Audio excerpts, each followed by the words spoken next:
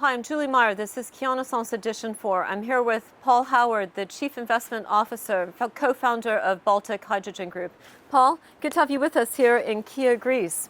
Thank you, Julie. Really appreciate the welcome and the opportunity to meet you and your network here again. It's fantastic. Thank you. You were with us in Zurich, on Lake Zurich, and now you're with us with the Aegean Sea behind us and so forth. Lots been happening in the world of hydrogen and Baltic Hydrogen Group and so forth. Please update our community on what's been going on for Baltic. Thanks. Yeah, we've been really actively involved with the local framework and establishing some of the regulations and things that we think will improve the Baltic region as a centre for hydrogen. We've been working on a number of contracts with both EPC, which is involved in the engineering and procurement construction of hydrogen refueling stations and opportunities. In addition to that, we've been working with some of our technology partners on servicing hydrogen refueling stations, and that business has really taken off in the last 3 or 4 months, and I think that shows how rapidly people are switching on to hydrogen as an alternative fuel resource.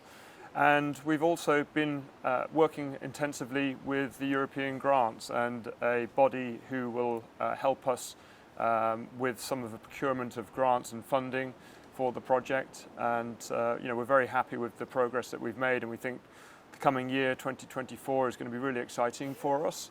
And our team is really focused on a lot of opportunities that we have, not just in the Baltics, but also broader in the European Union.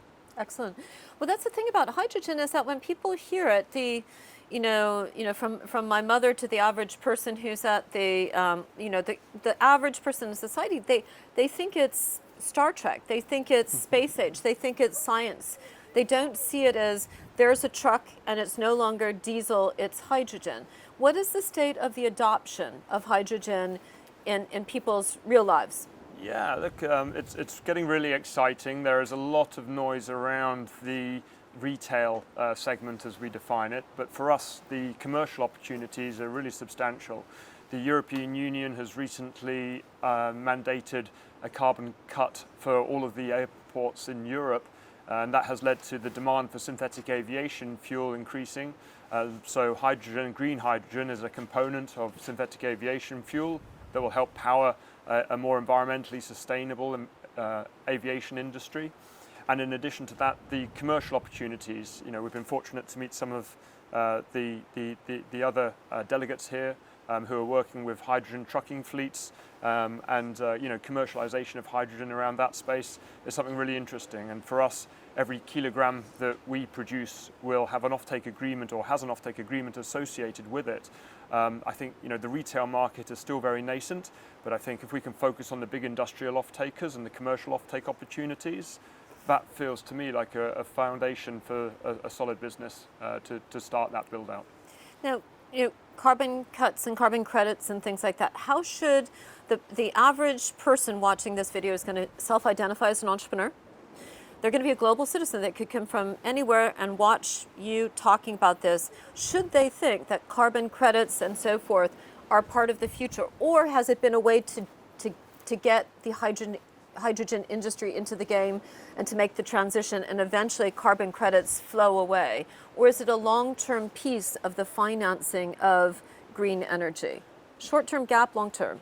Yeah, I think they've been around for a while. Not something that we are actively involved with, to be frank with you. I think the opportunity more has been in finding the commercially viable opportunities, and then taking carbon credits or taking grants or subsidies is a bonus for any successful business. So, like any entrepreneur, I think, come up with a business idea, and if you're able to get subsidies, grants, carbon credits, help supplement your cash flows, that should be viewed as a bonus to your financial models. You're a British citizen based in Hong Kong, and you are building in the Baltic region. So help us understand a little bit about that. Yeah, we've been very fortunate to find a bit of a niche, I feel.